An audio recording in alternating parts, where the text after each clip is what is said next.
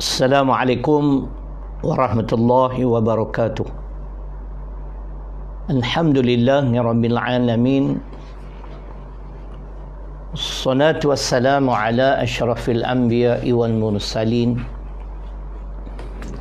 wa ala alihi wa sahbihi ajma'in. Rabbi shrah li sadri wa yassir li amri wahlul 'uqdatam min lisani yafqahu qawli.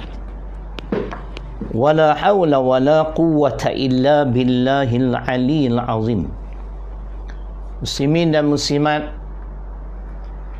tuan-tuan dan puan-puan yang dirahmati Allah Subhanahu wa taala. Alhamdulillah, kita masih dipanjangkan umur kita oleh Allah Subhanahu wa taala. Mudah-mudahan saki-baki umur kita ini akan kita habiskan dengan mengabdikan diri kepada pencipta alam Allah Subhanahu wa taala. Moga-moga diterima segala amalan kita insya-Allah sebagai amal soleh. Pada pagi ini perbahasannya ialah hidayah Allah. Ini satu topik yang agak menarik, tapi tak tahulah kupasannya menarik ke tidak, kan? Yang pentingnya sama-sama kita dengar tajuk hidayah Allah. Bagaimana, apakah usaha yang perlu kita lakukan untuk mendapat hidayah Allah? InsyaAllah pagi ni 3 jam. InsyaAllah boleh. Saya ingin memulakan dengan firman Allah. Saya dah tanda dah ni.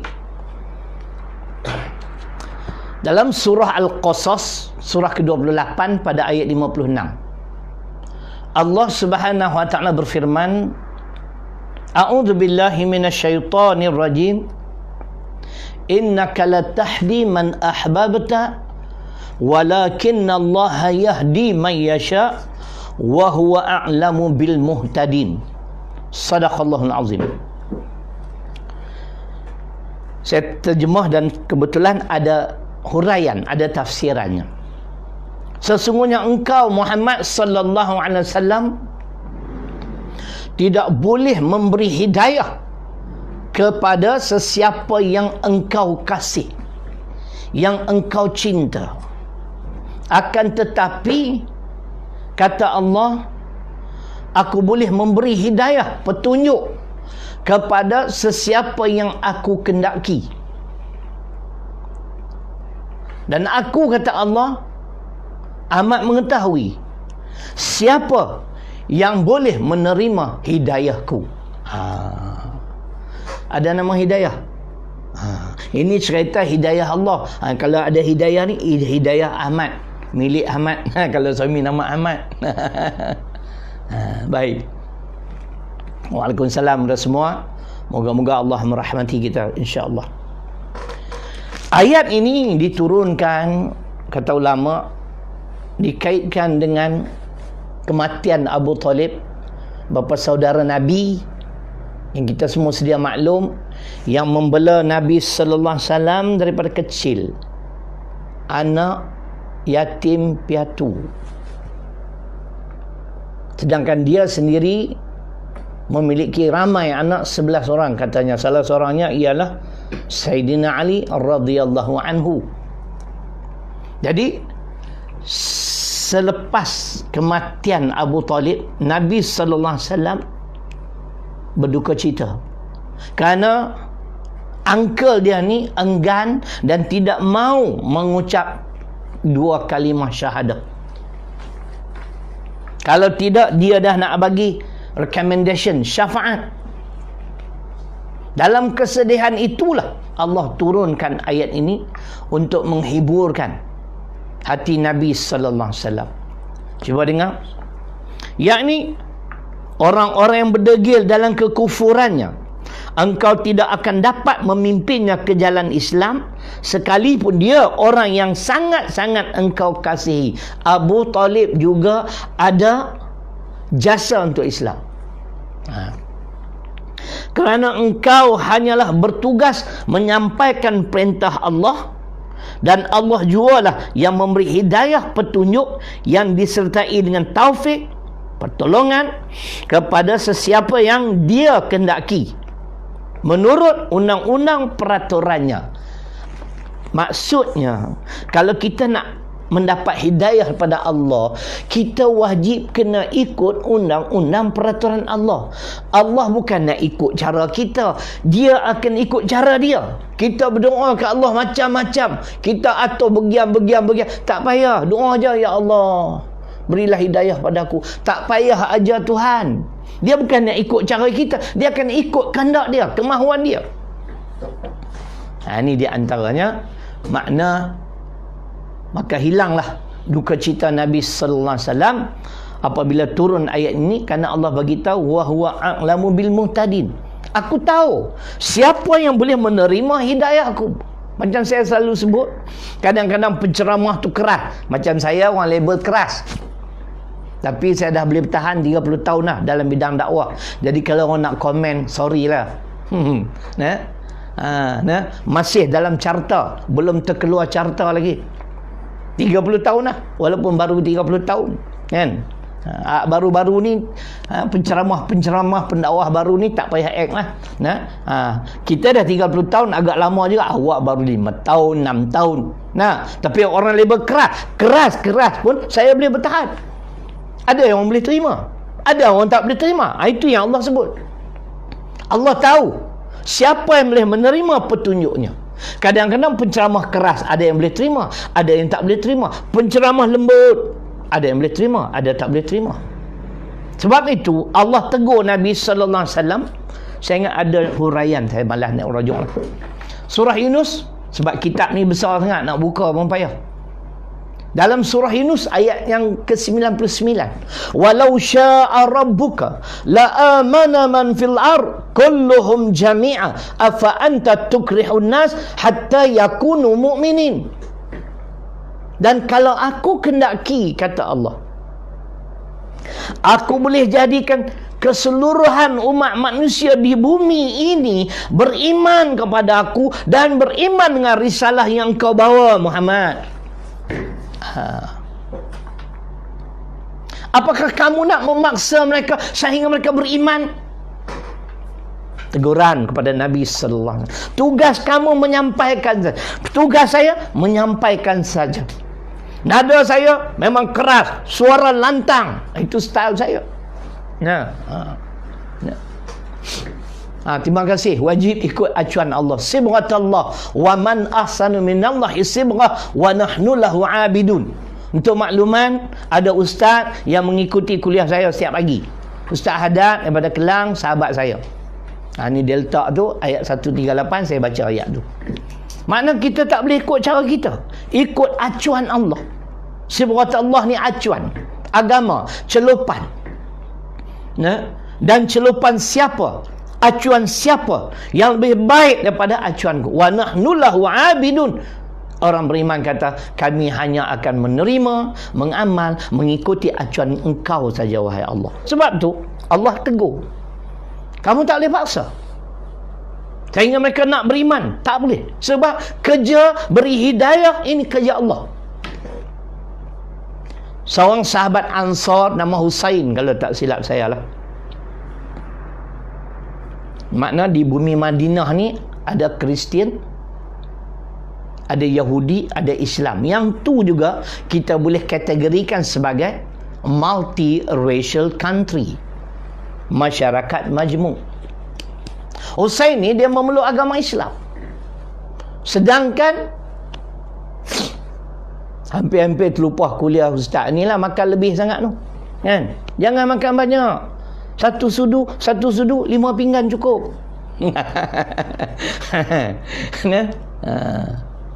Bagi saya tak keras, okey je. Ustaz Usam lagi keras. Sahabat saya Ustaz Usam, saya tak kisah kamu nak keras, kamu nak lembut, kita jangan ganggu orang, jangan condemn orang. Masing-masing buat cara kita. Jadi maknanya Husain ini, sebahagian menyatakan dia nak paksa kedua-dua anak lelakinya yang masih Nasrani, Kristian, memeluk Islam. bertemu dengan Nabi sallallahu alaihi wasallam. Maka turun ayat Quran Al-Baqarah surah yang kedua ayat 256. La ikraha fid din. Tidak ada paksaan dalam agama. Tidak boleh kita paksa seseorang, manusia ini atau seseorang insan untuk memeluk agama Islam. Biar dia memeluk agama Islam, masuk Islam atas kesedaran. Hilang pula kertas ni mempayah. Boleh faham? Biar dia menerima, dia memeluk agama Islam atas kesedaran, bukan dipaksa. Kalau dipaksa kita membimbang. Itu muqaddimah hidayah Allah. Pertama Al-Qasas 56, yang kedua Yunus 99, yang ketiga Al-Baqarah 256. Muslimin dan muslimat yang dirahmati Allah Subhanahu wa taala. Jadi ini poin ni sebenarnya poin yang terdapat dalam sebuah buku agama. Saya catat ni poin-poin ni, cuma saya sesuaikan dengan ayat-ayat Quran dan hadis Nabi SAW.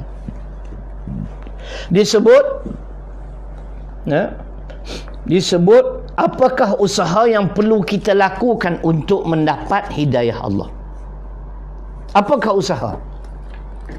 Jadi saya meletakkan yang pertama dan paling utama ialah menuntut ilmu pengetahuan agama. Kita tak akan dapat hidayah kalau kita tidak menuntut. Kita tak peduli Quran, tak baca Quran, tak tengok Quran. Kalau tak salah saya lah, Cat Stevens yang hari ini dikenali sebagai Yusuf Islam. Bagaimana dia boleh memeluk agama Islam? Saya dipahamkan oleh seorang doktor. Setiap hari dia meneliti, membaca, melihat Quran. Dia begitu tertarik dengan surah Yusuf. Mana itu dia menuntut juga, dia baca. Ilmu ni, kata Sayyidina Ali radhiyallahu anhu, boleh kita dapati dengan berbagai-bagai cara. Salah satunya membaca. Kalau kita baca buku tentang Kristian, kita dapat ilmu. Contoh dalam Gospel Matthews, chapter 22, verse 16 to 22, for example. Di situ bila kita baca, rupanya ni ke dalam Gospel Matthews ni yang ajar kita pisahkan politik dengan agama. Politik suku, agama suku. Sesiapa yang menerima pandangan tersebut confirm 3 suku. Islam dengan politik mana boleh dipisahkan? Wa nazzalna 'alaikal kitab tibyana likulli syai'. Surah ke-16, surah An-Nahl ayat 89. Takkan nak lawan lagi kot. Allah ajar dalam Quran, aku ajar kamu semua dalam Quran. Soal politik, soal pemerintahan, soal kenegaraan, soal perundangan, ekonomi, pendidikan, muamalah, Masya Allah, kejiranan. Bila kita baca, ni dia da'ma liqaisar wa ma lillahi lillah. Itu dalam bahasa Arab. Politik suku, agama suku, confirm 3 suku. Siapa yang mengamalkannya? Tak boleh dipisahkan. Sebab tu melalui bacaan kita tuntut ilmu. Ilmu ni, kata Sayyidina Ali, boleh kita dapat melalui berguru, membaca. Cat Stevens, Yusuf Islam, kerana dia membaca Al-Quran, akhirnya Allah bagi hidayah. Baik, saya nak fokuskan tentang pentingnya menuntut ilmu. Sebab apa? Sebab Nabi dah bagi garis panduan. Tolong tutup ni, apa nama, sejuk.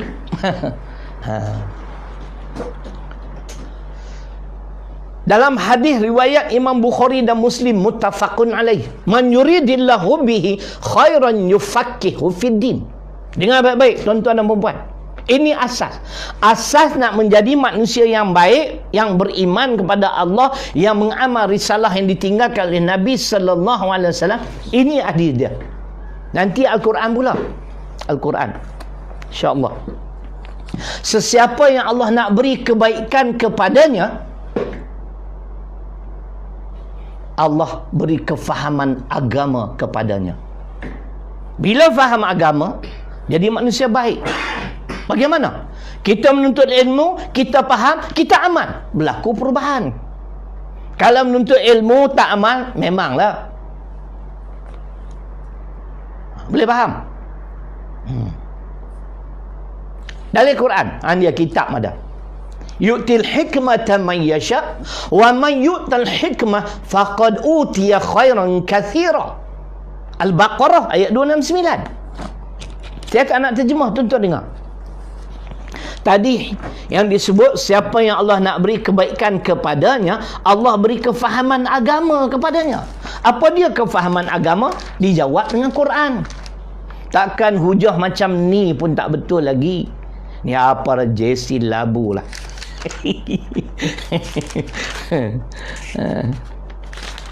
Baik. Allah menganugerahkan al-hikmah dengan baik. Al-hikmah ialah kefahaman yang dalam tentang Al-Quran dan As-Sunnah. We are very, very lucky. Kita ni bernasib baik, beruntung. Sebab apa? Kita belajar. Ulama dah buat siap. Ayat ni bagian-bagian. Dia orang dah tafsir, dia orang dah syarah hadis. Senang. Allah menganugerahkan al-hikmah, yakni kefahaman yang dalam tentang Al-Quran dan As-Sunnah pada siapa yang dia kendaki, dan siapa yang dianugerah al-hikmah itu, ia benar-benar telah dianugerahkan kurnia yang banyak. Jadi boleh kait dengan hadis tadi. Kita jadi baik apabila kita faham agama. Nak faham agama kena menuntut ilmu, dan ilmu Islam bersumber daripada Al-Quran dan As-Sunnah. Dari Quran 269. Sebab itu Sayyidina Ali radhiyallahu anhu menyatakan, man arada dunya fa'alaihi bil ilmi, wa man arada al akhirah fa'alaihi bil ilmi, wa man aradahuma ma'a fa'alaihi bil ilmi. Ini bukan hadis, asar sahabat, kata-kata sahabat. Sayyidina Ali Syekh, bukan Ali nasi kandar, kan? Itu kira cerai punya kaki kan nak menterdarah, kan? Ini disebut siapa yang nak dunia kena ada ilmu dunia. Masya Allah, cerita dunia from A to Z semua dia tahu, pandai semua. Siapa nak akhirat dia kena ada ilmu juga, ilmu agama, kata Sayyidina. Siapa yang menghendaki kedua-duanya, nak berjaya dunia dan akhirat, dia perlu ada, wajib kena memiliki ilmu dunia, ilmu akhirat. Saya pilih yang terakhir, ilmu dunia. I was a banker before for 16 years. Alah dunia ni sap-sap soy lo. Cakap Cantonese pula. Memantai, no problem. Kan? Dunianya belajar sekejapnya benda ni, sekejap lah boleh. Macam mana nak transfer ayat Quran. Kan? Tapi agama bukan mudah. You have to work hard for it, you know. Dia tak datang menggolek. Ni nak ingat macam saya surah sekian, ayat sekian, tuan-tuan dan puan-puan ingat senang. Ini gifted, anugerah Allah. Tapi saya berusaha. Kaedah saya hafal Quran, hafal hadis. Sebab itu saya nak menguatkan hujah Sayyidina Ali, ilmu penting. Baik nak berjaya dalam soal kehidupan duniawi maupun dalam kehidupan akhirat. Nak bahagia di negeri akhirat, kena tuntut ilmu, ilmu agama. Kita baca dua hadis, satu Imam Tirmizi, satu Imam Muslim. Man kharaja fi talabil ilmi fahuwa fi sabilillah hatta yarji'a, daripada kitab Riyadhus Salihin. 20 minit baru satu benda, bila nak habis? Kita ringkas-ringkas sudahlah. Sebab nak buat setiap hari sampai raya. Siapa yang keluar dari rumahnya untuk menuntut ilmu agama akan diberi ganjaran pahala umpama orang-orang yang berjihad di jalan Allah. Orang yang mati syahid kerana memperjuangkan agama Islam. Memang Masya Allah. Tengok Al-Baqarah 154, tengok Ali Imran 169, kelebihan yang gugur di jalan Allah. Kita menuntut ilmu seolah-olah ganjaran pahala macam mereka yang gugur sebagai syuhada. Masya Allah. Wa man salaka tariqan yaltamisu fihi ilman sahlallahu lahu tariqan ila jannah. Siapa yang menempuh satu jalan untuk menuntut ilmu, ilmu agama, kata guru saya, Tuan Guru Haji Saleh Musa rahimahullah ta'ala, akan dipermudahkan baginya jalan menuju ke syurga. Ketika itu dah kita faham ilmu agama, kita amal, Allah beri hidayah. Tuntut ilmu dulu. Itu cerita. Yang kedua, kita wajib memelihara akidah. Dah ilmu ada, kena jaga akidah. Akidah ni benda. Nak tanpa orang Kedah ada. Akidah ini adalah keyakinan yang bertapak di dalam hati. Contoh, kita duduk diam-diam, seorang-seorang senyap. Aku tak percayalah Tuhan ni bukan ada. Kafir tu. Undang-undang Islam ni mengarut lah. Kafir tu.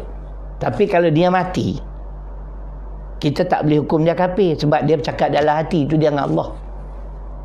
Kita masih menyempurnakan jenazah dia sebagai orang Islam kecuali dia bercakap, aku tak percaya kewujudan Allah, aku tak percaya undang-undang Islam, ini undang-undang kuno, itu habis kafir secara zahir. Jadi nak bagi tahu, kena pelihara akidah. Di antaranya wajib kita meyakini apa benda? Selain yang saya dah sebut, kewujudan Allah, Allah berada kerja. Sebab tu saya bukan nak cabar, nak suruh tuan-tuan ponder for a moment, renung sejenak. Amlil insani ma tamanna falillahil akhiratu wal ula. Cuba tanya, cuba tanya kepada diri kita. Ayat saya baca surah An-Najmi, surah 53, ayat 24-25. Cuba tanya, ada atau tidak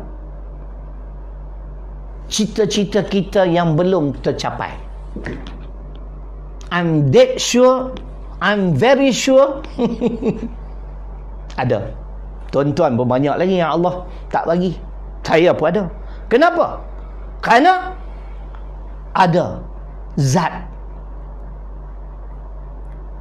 pencipta alam ini yang mentadbir, mengurus kehidupan kita. Kullu yawmin huwa fi sya'n. Ar-Rahman surah 55 ayat 29. Aku setiap waktu dalam urusan. Mencipta, menghidup, bagi mati, bagi rezeki, naik pangkat, turun pangkat. Kerja dia. Patutlah. Ini akidah. Aku ni ceramah lama dah, tak glamour pun, RTM pun tak panggil. Cerah.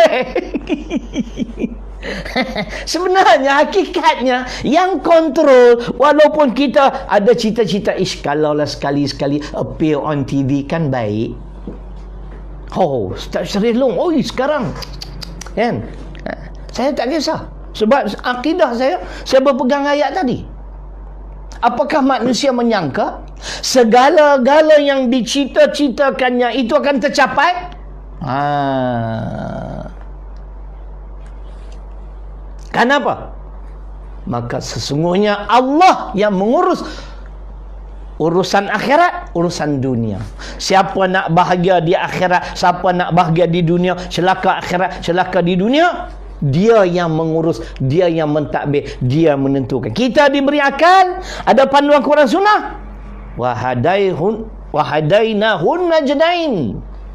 Aku buat dua jalan, jalan syukur, jalan kufur. Surah Al-Balad ayat 10. Pilihlah. Akal ada, panduan ada. Faham? Akidah. Begitu juga akidah kita wajib meyakini tentang soal dosa pahala. Jangan kita remeh-temeh. Ini tak apa, tak boleh. Ini akidah. Kalau kita buat baik, dapat pahala. Kita buat kemungkaran, sesuatu yang menyalahi ketetapan Allah, kita berdosa. Ini soal akidah. Tak nampak. Kalau nampak kan, Masya Allah. Kan? Begitu juga syurga neraka. Fariqun fil jannah wa fariqun fis sa'ir. Surah Asy-Syura, surah ke-42, di penghujung ayat yang ke-7. Sebahagian manusia akan masuk syurga, sebahagian lagi akan dihumban ke dalam neraka. Jangan tak yakin, jangan tak percaya. Ini soal akidah. Jaga akidah ni, insya-Allah Allah anugerah hidayah. Boleh? Boleh tak ni? Tak ngangguk pun. Ngantuklah tu. Sekejap lagi habis siaran saya, buka Astro. Macam-macam ada. Ini kita bagi dalam Quran, bagi dalam hadis, bagi tahu surah sekian, ayat sekian. Minta maaf lah. Bukan ramai penceramah yang boleh menyatakan sedemikian. Kan? Ada, tapi jarang. Kalau nak jumpa apa, kadang-kadang. Saya suka macam tu sebab kalau tuan-tuan memiliki Quran, rujuk. Ada atau tidak? Nampak tak? Allah dia kata lain cerai pula hari ni, nasib engkau lah maki. Nah, tu makna soal akidah. Kita kena yakin kehidupan kita ditadbir, diurus oleh Allah Subhanahu Wa Taala. Soal dosa pahala jangan dipersenda-sendakan. Ini soal akidah. Syurga neraka, fariqun fil jannah, sebahagian manusia akan dimasukkan ke dalam syurga. Wa fariqun fis sa'ir, dan sebahagian lagi akan dihumban ke dalam neraka. Percaya atau tak percaya? Percaya ada syurga, ada neraka. Pilih jalan menuju ke syurga. Jangan ikut jalan menyebabkan kita akan dihumban ke dalam neraka. Ini akidah. Jaga akidah kita. Bukan tentang kewujudan Allah, kewujudan Muhammad sallallahu alaihi wasallam. Perkara ni pun perkara akidah. Dosa pahala, benda kita tak nampak. Kita buat zalim kat orang, kita fitnah orang. Jangan. Nah. Boleh? Sebab tu saya nak sebut jugalah sikit. Nah. Tak lagi saya masuk tak lagi.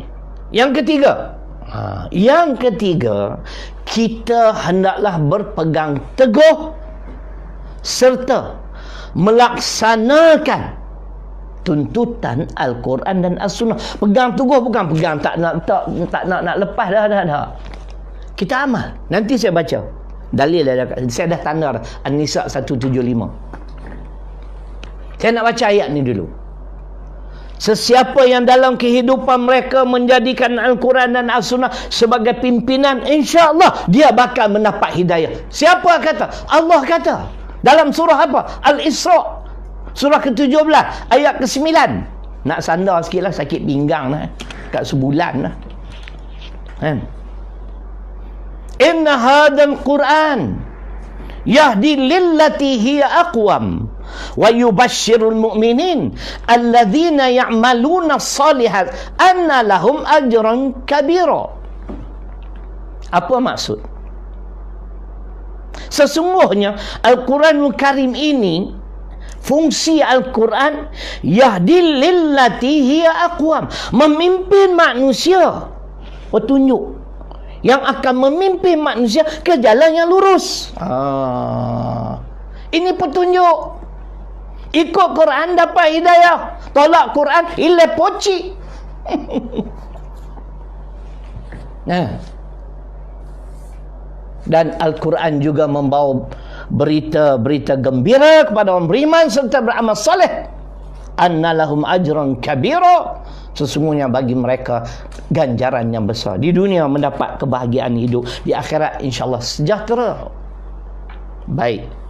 Yang dimaksudkan berpegang teguh serta melaksanakan tuntutan Al-Quran, dan dalam ayat ini disebut akan diberi hidayah, diberi petunjuk ke jalan yang lurus, macam Al-Isra 9. Ayat dalam surah An-Nisa ayat 195. فَأَمَّا الَّذِينَ آمَنُوا بِاللَّهِ وَاعْتَصَمُوا بِهِ فَسَيُدْخِلُهُمْ فِي رَحْمَةٍ مِّنْهُ وَفَضْلٍ وَيَهْدِيهِمْ إِلَيْهِ صِرَاطًا مُسْتَقِيمًا.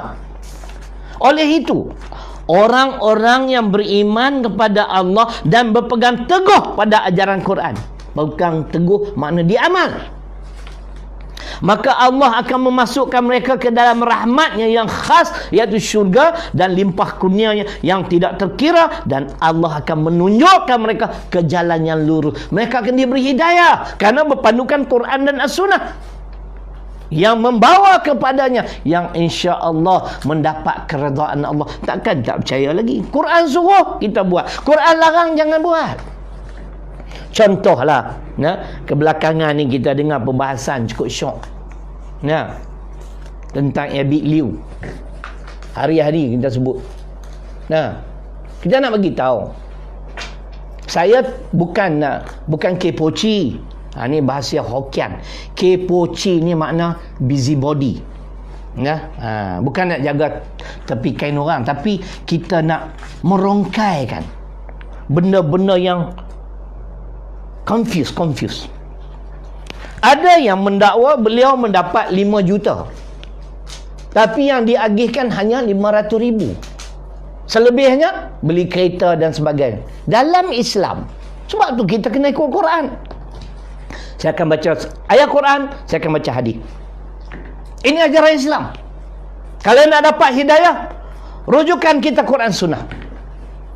Ayat Al-Baqarah 111. Qul hatu burhanakum in kuntum sadiqin. Katakanlah, sekiranya benar apa yang kamu dakwa, bawalah keterangan, bawalah bukti kamu, bawalah saksi kamu.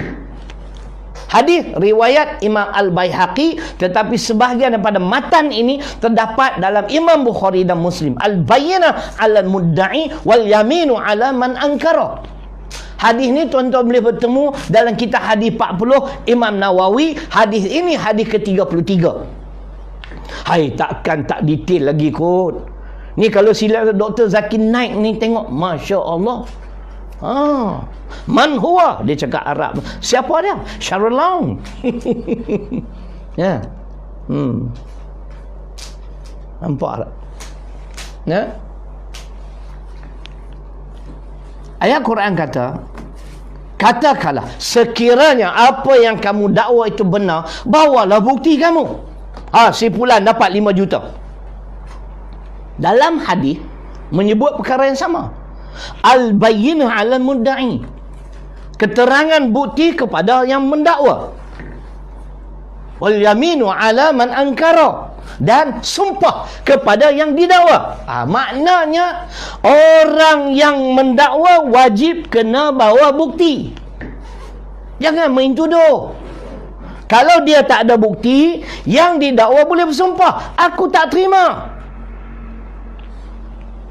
Kalau dia bawa bukti yang lengkap, hakim boleh terima alasan itu ataupun evidence itu untuk mendakwa orang yang dituduh. Jadi kita nak tanya, ada ke? Ada alibi? Bukan untuk lebay. Alibi. Ada evidence ke? Kan? Tak payahlah kacau orang. Buat kerja masing-masing. Saya baca Quran Al-Baqarah 111. Saya baca hadis riwayat Imam Al-Baihaqi. Saya mention pula hadis ke-33. Kok-koklah susah nak cari. Dalam kitab hadis 40, hadis ke-33 riwayat Al-Baihaqi. Pendakwa wajib kena bawa bukti. Kalau tak ada bukti, yang didakwa, dia perlu bersumpah, aku tidak buat, aku tidak terima. Ini keadilan Islam. Baru kita dapat hidayah. Kenapa? Kerana kita ikut petunjuk Allah dan Rasul. Boleh? Sikit-sikit sudahlah. Kita saya harap-harap dengan isu Ustaz Abid Liu ni kita hentikanlah, tak payah. Yang keempat, kita menjauhi segala larangan-larangan Allah. Benda yang Allah larang jangan buat. Banyak larangan Allah. Macam ada seorang lawyer lah, saya ingat dia tu mungkin lawyer buruk kot. Dia kata, mana ada hukuman tentang homoseksual? Islam ada 3. Hudud, qisas, ta'zir. Kalau tak ada dalam hudud, tak ada dalam qisas, ta'zir lah. You refer kat siapa? Siapa dia? You punya mentor. Mentor ke tak sentor ke? Kan? Al-A'raf ayat 81 tentang homoseksual. Dicela. Kita sebenarnya kita mengundang kemurkaan Allah. Lesbian An-Nisa 15. Ikut seorang ulama bernama Abu Muslim. Faham tak ni? Homoseksual, lelaki suka lelaki. Lesbian, perempuan suka perempuan. Saya suka perempuan. Macam saya sebut semalam, saya ni tak boleh nak minum madu lebah, tak sesuai. Tapi kalau bermadu insya-Allah sesuai. Tapi kena tanya orang rumah dulu. Boleh tak? Dia kata boleh. Orang rumah saya ada sporting. Boleh, tunggu dia mati dulu. Tengok-tengok aku mati dulu. Kan? Tu cerita dia. Nah. Ini dia. Kita bagi ayat Quran. Homoseksual, lesbian. Islam aja semua. Benda ni semua dimurkai Allah. Ni siapa-siapa ada condemn saya, hampa tolong belasah sikit. Tahu? Hampa lanyak dia.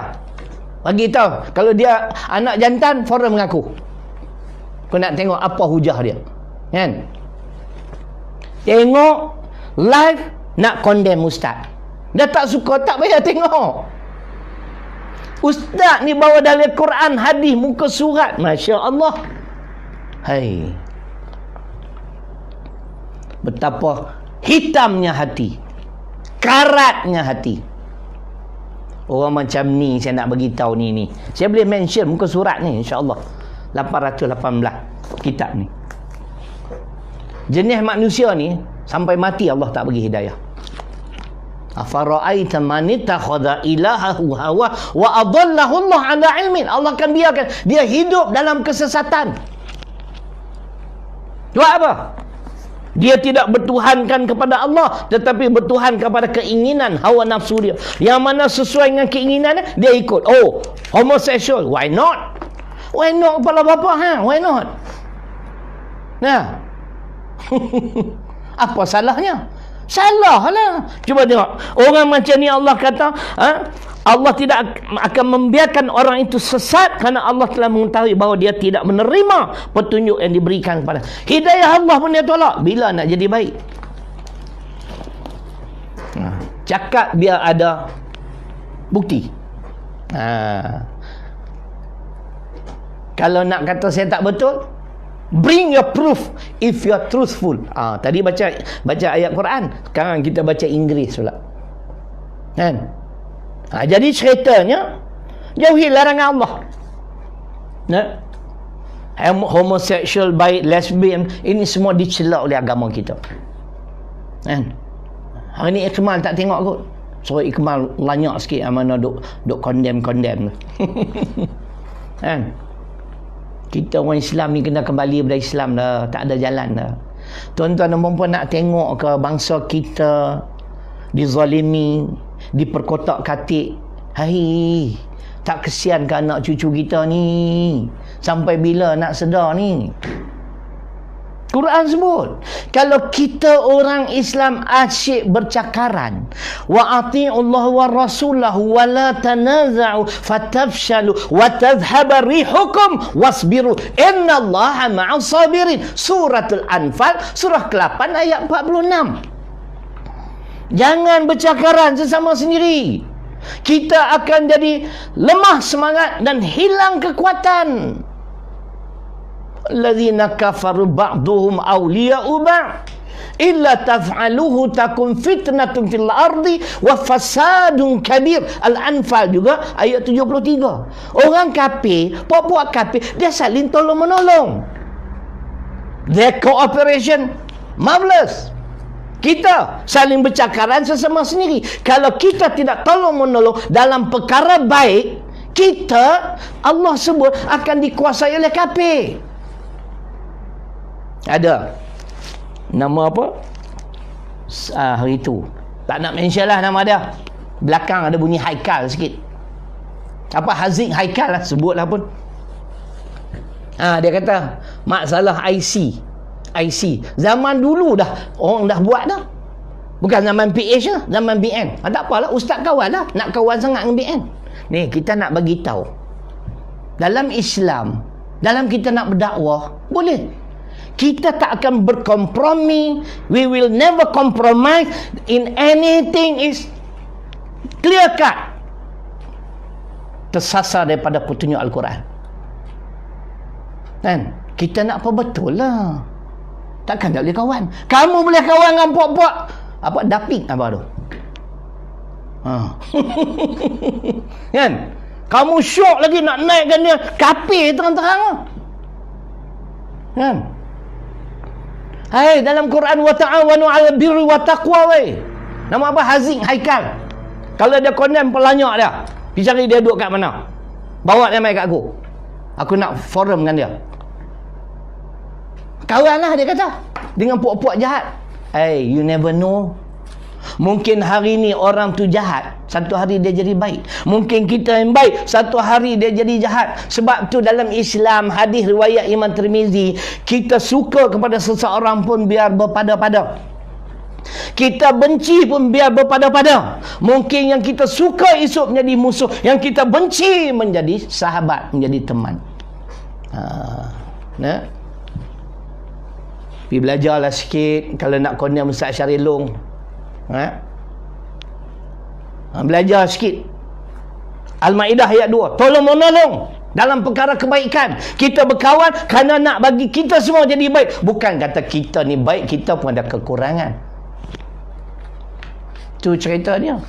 Nah, Haikal. Semalam tu ada agak tulis tu, saya baca juga. Berani kah ni nak berdebat, nak forum dengan apa? Abu Syafiq. Allah, tak ada masalah. Kita cakap tentang Islam. Saya nak bawa kitab ni lah. Saya tak mengaji, tak tinggi sangat. Penceramah biasa-biasa aja. Tapi ni semua huraian ulama. Kamu nak tolak, kita nak tanya, berapa kitab kamu karang? Nampak tak? Itu cerita dia. Baik. Jadi makna kita wajib menjauhi segala larangan Allah. Mungkin saya tak sempat sebut di antara larangan Allah dalam surah Luqman, surah ke-31 ayat 13. Pesanan Luqmanul Hakim kepada anak dia. Ya bunayya, la tusyrik billah, inna syirka la zulmun azim. Wahai anakku, jangan kamu mempersekutukan Allah dengan sesuatu. Sesungguhnya mempersekutukan Allah itu satu kezaliman yang besar. Ni kita nak cakap soal akidah ni.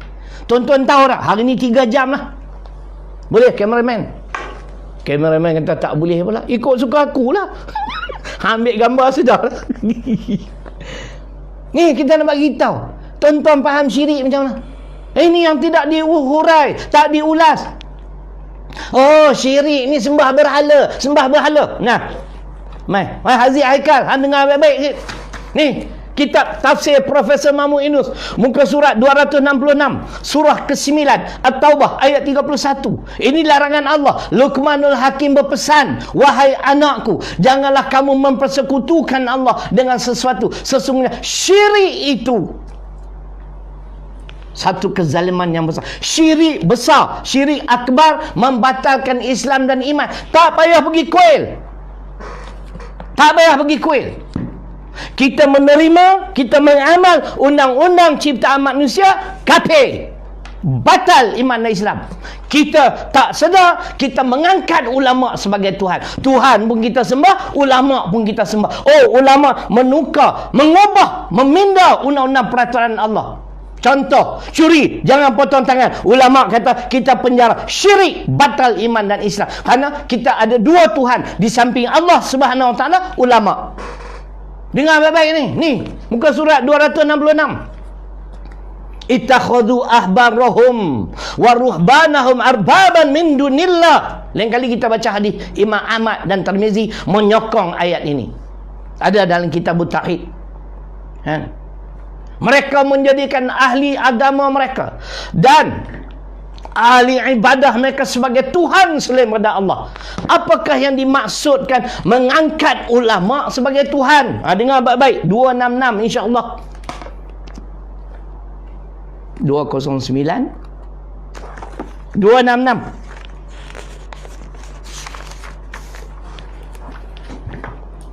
Adapun maksudnya mereka mengangkat alim ulama dan pendetanya menjadi Tuhan, ialah mereka mengikut dan tunduk pada alim ulamanya tentang hukum sesuatu perkara meskipun tidak sesuai dengan kitab Allah. Kitab Allah kata curi potong tangan, kita pindah, ulama pindah penjara. Kita amal, kita terima. Syirik batal, tak payah masuk kuil. Haziq Haikal, awak ni budak beringus lagi kot. I'm much older than you, you know. Dengar lagi, tengok dia kata. Nah, apa yang dikatakan alim ulama'nya halal atau haram, mereka ikut saja dengan tidak mereka periksa lebih dahulu dalam kitab suci. Maka yang demikian itu dinamakan mengangkat alim ulama' menjadi Tuhan. Kafir ya. Nak lagi dalil? Panggil Ustaz Hang lah, mas. Aku nak tengok hebat terang mana. Kita tak hebat, tapi ini ulama, bukan ular dan semak, kan? Kisah Adi bin Hatim, betul. Adi bin Hatim annahu sami'an Nabi sallallahu alaihi wasallam. Hadis riwayat Imam Ahmad dan Tirmizi yang dikaitkan dengan At-Taubah 31. Terima kasih Ustaz. Lain kali kita baca tu. Ini ceritanya bahwasanya kita hendaklah menjauhi segala larangan Allah, baru dapat hidayah. Jangan terima, jangan amal. Nampak tak? Ni ada yang maki hamun pada. Tapi saya tak nak baca lah, tuan-tuan baca sendiri. Dia tak tahan dengan saya, tu hak dia orang. Hak saya yang termaktub dalam Perlembagaan Persekutuan perkara 10.1A, tiap-tiap warga negara adalah berhak dan bebas untuk bercakap dan mengeluarkan fikiran. Ini yang termaktub dalam Perlembagaan Persekutuan. Jadi kalau ada peruntukan, tak ada siapa di Malaysia yang boleh halang saya daripada bercakap. Understand? Jangan fitnah. Nampak? Jangan fitnah. Bukan tak boleh terima teguran. Dia kata sini kena terima. Itu betul, saya boleh terima teguran. Tapi saja kadang-kadang dia nak cari pasal dengan kita. Kalau ni nama apa, Dazul Hisham, kalau kita kemukakan dalam Quran hadis pun dia mempersenda-sendakan kita. Bagus ke orang ni? Ni lagi seorang tadi dah komen dah tu. Kena terima nasihat. Betul, saya boleh terima, I'm open minded. Tapi yang saya tak boleh terima, kenapa kita bawa dari Quran hadis pun kamu nak tolak? Kamu tak bimbang ke rosak akidah? Nampak tak? Baik. Jadi maknanya kita meninggalkan larangan Allah, insya-Allah bakal mendapat hidayah Allah. Yang kelima, kita melaksanakan tuntutan amar ma'ruf dan nahi mungkar. Ini bukan modal saya, modal ulama. Ada dalam kitab-kitab. Bila saya baca, saya catat. Amar ma'ruf nahi mungkar mesti tak dapat tidak berjalan serentak, simultaneously. Kalau kita tengok ayat pun jelas. Wa takum minkum ummatun yad'una ilal khair wa ya'muruna bil ma'ruf wa yanhauna 'anil munkar wa ulaika humul muflihun. Nampak tak? Ahli Imran 104, Ahli Imran 110. Kuntum ummatin ukhrijat linnas ta'muruna bil ma'ruf wa tanhauna 'anil munkar. Bila kita buat kerja amar ma'ruf nahi munkar, tu macam ada seorang sahabat saya, Azhar. Apa nama? Hak Utara macam tu, NGO tu. Berapa kali diseret oleh polis. Buat kerja baik pun kena.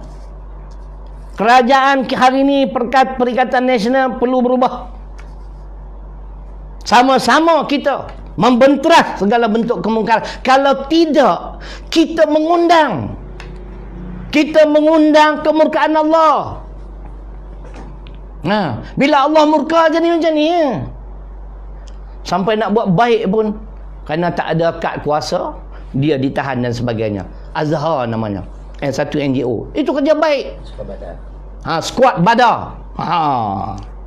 Boleh? Tinggalkan makna laksana amar ma'ruf dan nahi mungkar.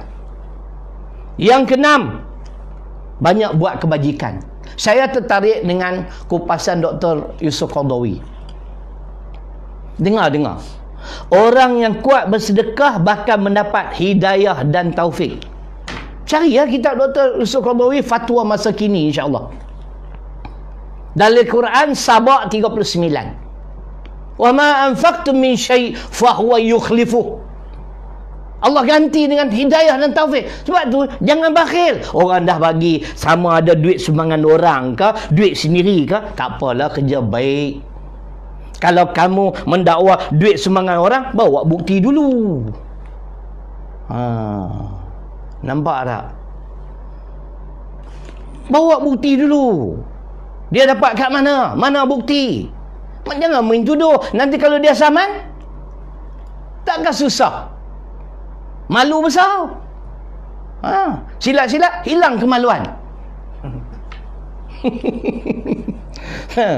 Saya tak suka campur tangan orang punya urusan, tapi kadang-kadang kita kena bela juga.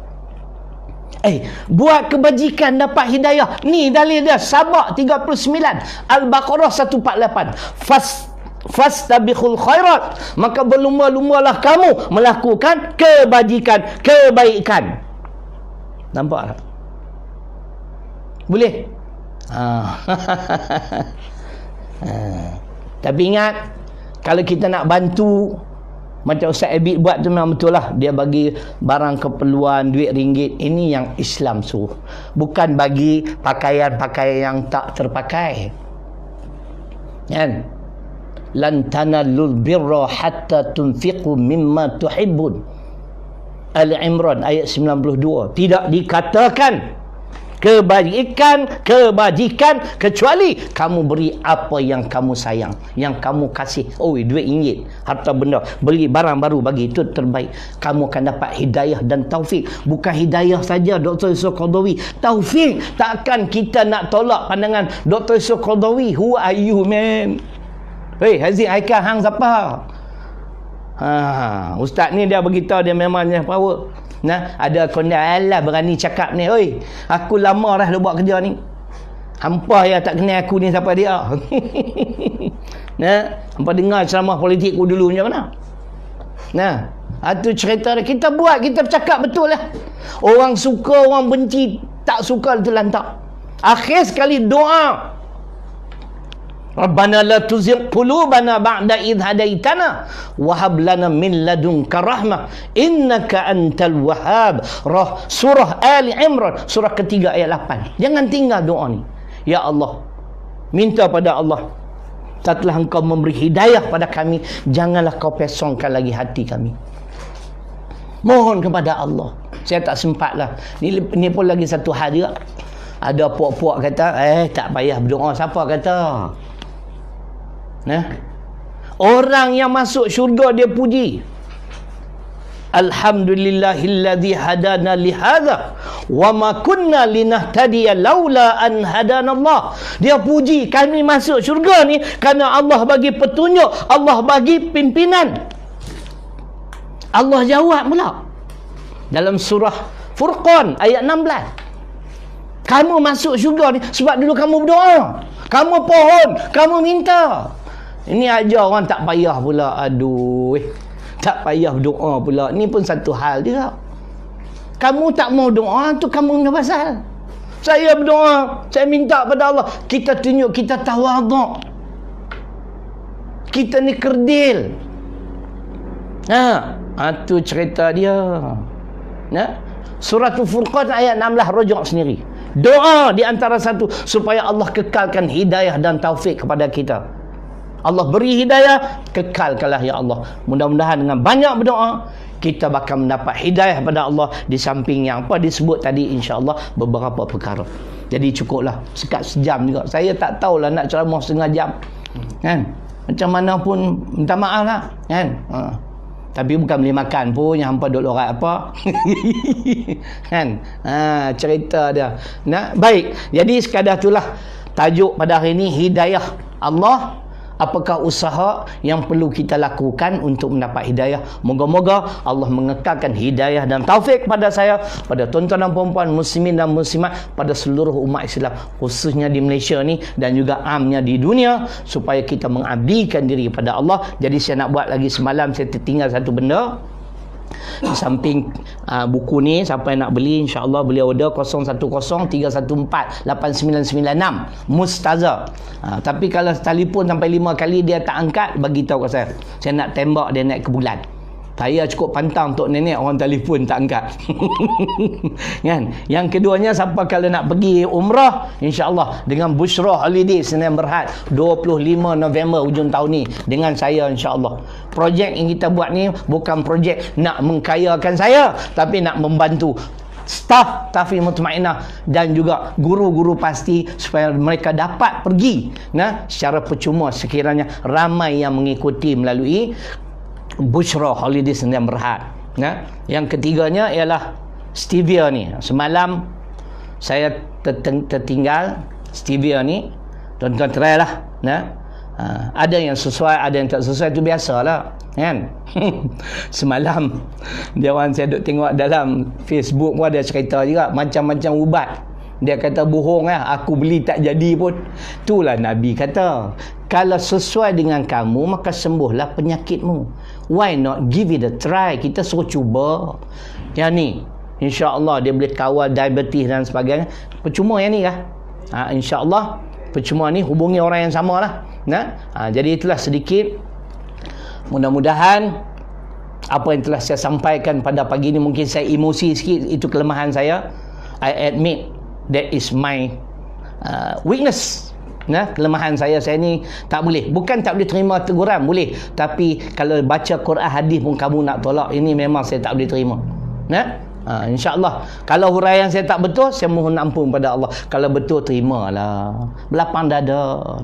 Mudah-mudahan kita bertemu lagi, insyaAllah. Bolehlah tuan-tuan dan perempuan order ni stevia, top stevia, apa benda top stevia nama dia, dulu stevia je, insyaAllah. Yang dengan apa kamu apa dah, insyaAllah. Jadi sekadar tu, insyaAllah. Esok kita bertemu lagi. Apa tajuk dah esok, siap lah, tajuk semua siap lah. Duk ada berapa seminggu I do my homework, I refer Quran, hadis. Esok kita pakat-pakat dengar pandangan Ibnu Jauzi.